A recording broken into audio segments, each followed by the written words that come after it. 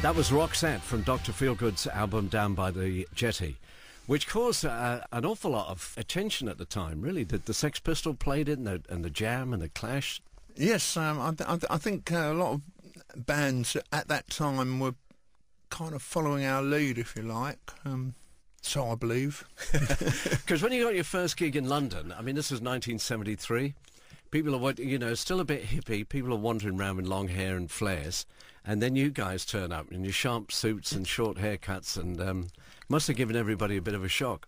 I think so. I think the thing was, there was this, what they called the pub rock scene happening then. And there were some good bands playing around town, and these were good venues. People were going to see good music. But I think most of the bands that were playing were made up of established musicians, and as you say, people tended to look very 70s. And we had been playing around Canvey Island and everything for a couple of years, and we'd got our thing together, and our thing was very energetic and short and sharp, and yes, we had short hair and suits and stuff, and we were completely unknown, and I think it did have got an impact. Where's Canvey Island in relation to Southend? It's just to the west of Southend, so it's literally in the estuary. And it is in fact. Actually, it's below sea level, Canvey. So I always say that, I was actually born below sea level. So, and whether my submarine origins have anything to do with anything, I don't know. And if you don't mind us saying so, you were born John Wilkinson, and you made a really good stage name out of that.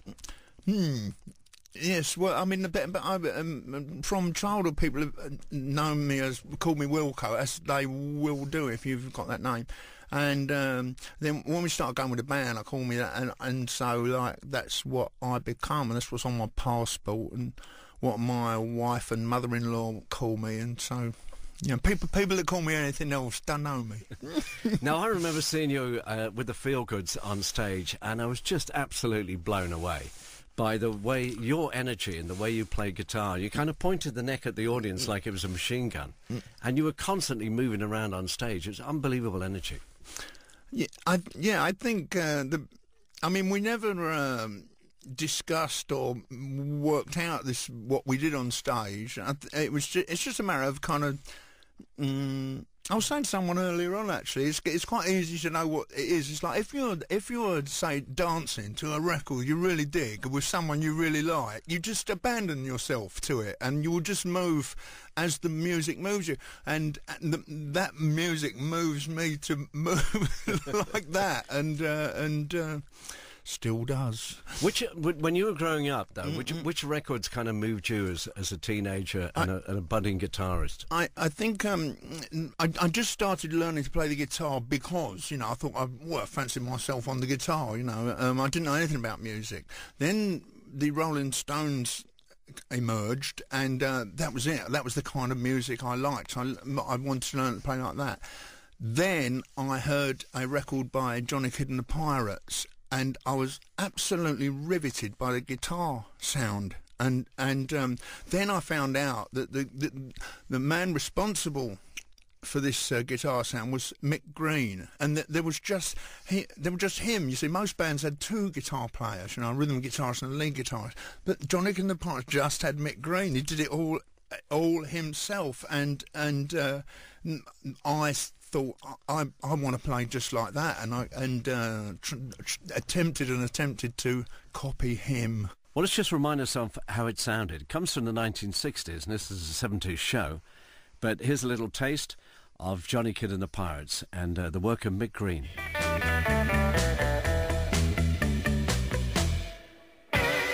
Quivers down the backbone, I've got the shivers down the thigh bone. Yeah, the tremors in my backbone, shaking all over.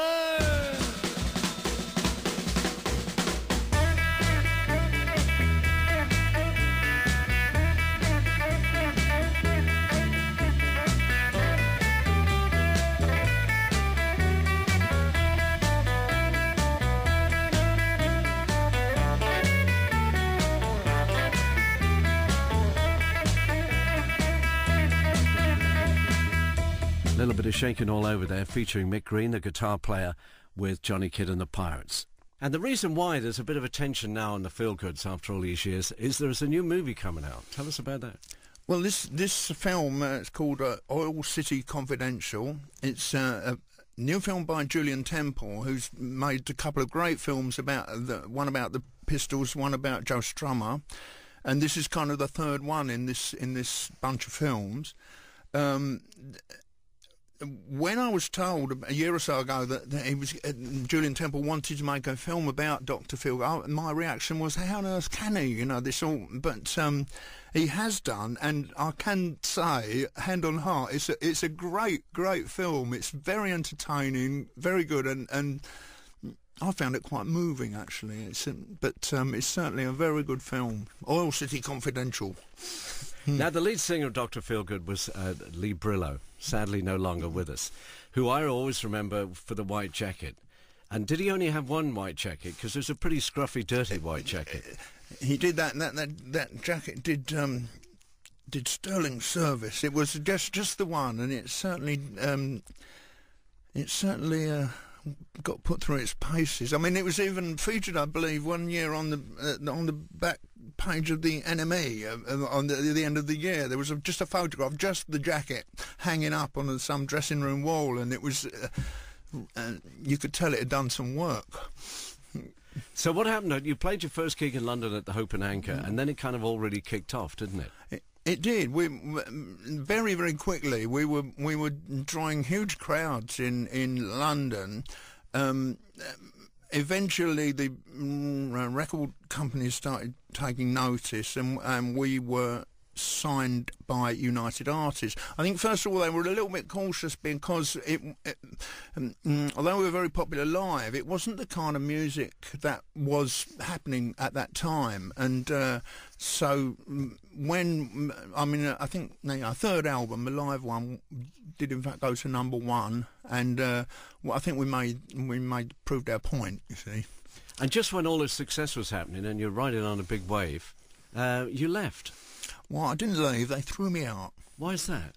There were tensions had arisen to it. I mean, I cannot, for the life of me, remember what the final argument was about. I mean, we ended up, particularly Lee and I, at each other's throats. I mean, I love this guy, and all my memories and everything of him and the others are good, but. And we were touring America and whizzing around, and you're worrying about success and all that, and you just end up screaming at each other. That's what happened. As I say, I can't remember what we were screaming about. We were just screaming. Part of the appeal of Dr. Feelgood was that chemistry between you and lead singer Lee Brillo, wasn't it? Because on a good night, it was amazing. So I guess there was that creative chemistry could go a bit wrong at times. Although there were tensions towards the end, and there were arguments and so forth, we never used to take that on stage with us. Although people used to think we did, because there was a kind of an element of violence in what we were doing, and we were looking quite ferocious and that. And I was reacting to, I mean, he was great on stage, and he was so fierce and that, and I was reacting to that in what I was doing. But what we were doing was like, you know, when you're a kid and you're playing cops and robbers and that, and you're firing the machine gun at people. I mean, you know you're playing a game. You know it's not a machine gun, but you really feel like it is. And it's kind of like that. That's what we were doing, and we were having fun. Did you think, in a way, Dr. Feelgood were the first punk band, or started punk in the UK?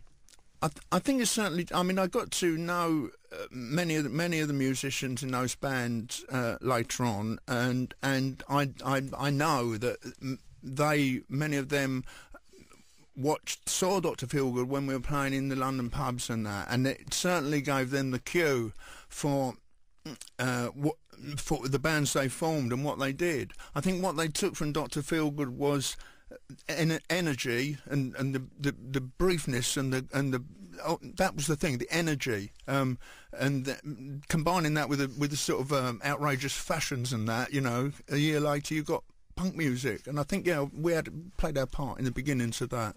After Dr Feelgood for you spent many years as a blockhead. A proud blockhead, no doubt, with Ian Jury. And there's just been a film about him. Yes. I haven't seen it yet. I hope to see it soon. I wonder why there's these films coming out about this period now. I think that's... I don't know, I just think that's coincidental. But, I mean, certainly Ian is a fascinating enough character to have... that sooner or later somebody's going to have made a film about him. I mean, he's... There was a man of mystery. And your band now is what... The Solid Centres? Well, I don't know, we just call it Wilko Johnson, really. Although, in fact, see, when Ian asked me to join the Blockheads, right, one of the reasons I jumped at the chance was because I loved the bass player, Norman Watroy, who I'd seen him and I thought he's the best bass player in the world. And now he's my bass player, and we've been playing together for 25 years or something. It's Norman's bass playing that I think is the heart and soul of what I do. It's marvellous to play with him. He's a brilliant bass player. And you're still doing gigs, all the time, basically? Yes, all the time. Just like the Feelgoods. Yes. That's me job, life on the road. Well, listen, great to see you. Thanks for coming in. Thank you. And I'm going to play that song you wrote called You Shouldn't Call a Doctor If You Can't Afford the Bills. So that was just a great title. How did that song come about? I don't know, I just sat one night and it all came out in a splurge, but it's an extended metaphor. Wilko, great to see you. Yeah, thank you. Cheers, mate. Yeah. Cause if your heart is feeling sore, call a doctor and I'll fix it for sure. I'll be over right away, but you might find you have to pay for a private consultation and a guaranteed cure. When you're dying of a dreadful disease, you don't worry about the medical fees. And it's too late to change your mind, the doctor's pulling down the blind, and your temperature is rising to 100 degrees. I'll cuddle up beside you for a start, and listen to the beating of your heart. Gently by the hand, and that's you when the trouble first began. And then I look down deep into your eyes, and if your temperature continues to rise, there's only one way to make it stop. I'll have to prescribe the strongest medicine I got. If this doesn't kill you, it'll kill, but I know it's gonna give you a thrill. And now I've come across, you can't complain about the cost. You shouldn't call a doctor if you can't afford the pills.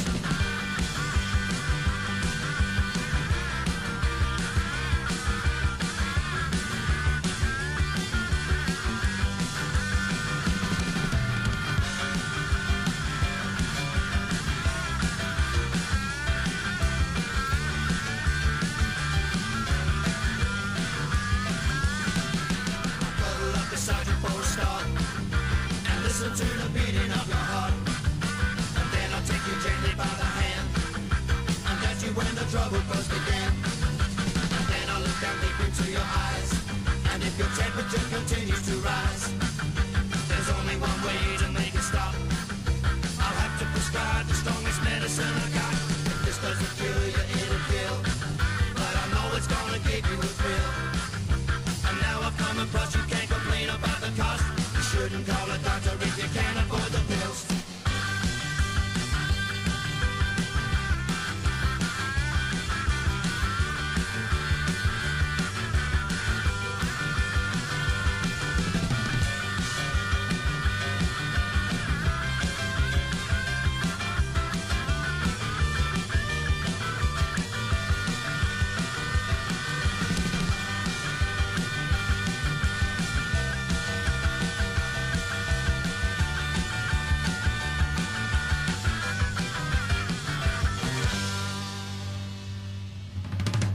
Fantastic stuff. Dr Feelgood, and You Shouldn't Call a Doctor If You Can't Afford the Bills. One of 23 tracks that feature on the soundtrack for the film Oil City Confidential, and the soundtrack will be released tomorrow. And then on Tuesday, the film is released, and the film is called Oil City Confidential. The Times said about it, great and deeply moving rock and roll history of one of Britain's finest, and unfairly overlooked bands. They really did have a huge impact on the scene at the time, and as we discussed, really put the likes of the Jam and the Clash and the Sex Pistols into doing something a bit different. In fact, it changed the whole attitude. I remember Jake Riviera, who launched Stiff Records. We're featuring Elvis Costello as a featured artist this week. And he had a double-page spread in the New Musical Express, and I'd been working on Radio 1, got used to record companies spoiling you, taking out to lunch and delivering records to your front door. And I read all about these new records that they were making for 30 quid. And I thought, this sounds interesting. So I managed to find Jake's number, called him up. And I said, any chance you could put a few of these records in the post, Jake? He goes, no. So I said, well, how do I get hold of him? He said, you can come round and buy some if you like. So I drove round to his gaff. I think he was near the Lambrook Grove at the time. And he was actually sold me them at the back of his van. He had them in the boot of the van. So that's how I got hold of this record from Nick Lowe.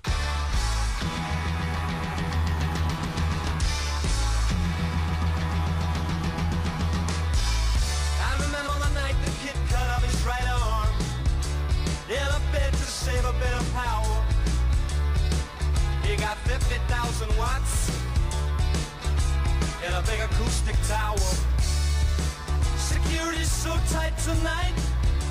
Oh, they're ready for a tussle.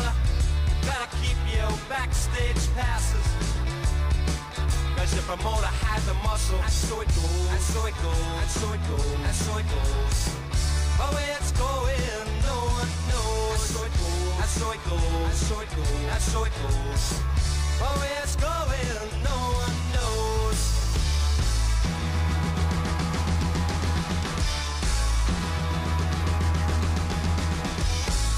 In the tall buildings sit the head of all nations, worthy men from Spain and Siam. All day discussions with the Russians, but they still went ahead and vetoed the plan. Now up jumped the U.S. representative. He's the one with the tight eyes. 747 for him in that condition, flying back from a peacekeeping mission. And so it goes, and so it goes, and so it goes, and so it goes. But where it's going, no one knows. And so it goes, and so it goes, and so it goes, and so it goes. But where it's going, no one knows.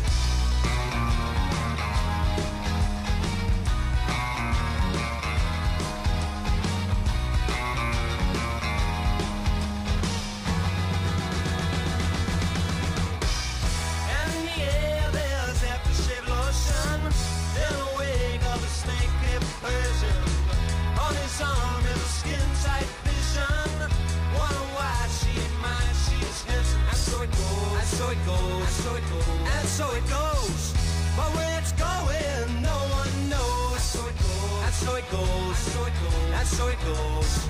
But where it's going, no one knows. But where it's going, no one knows. But where it's going, no one knows. Nick Lowe, an early record on the Stiff label, and so it goes. Nick also was kind of house producer and produced this one, I think.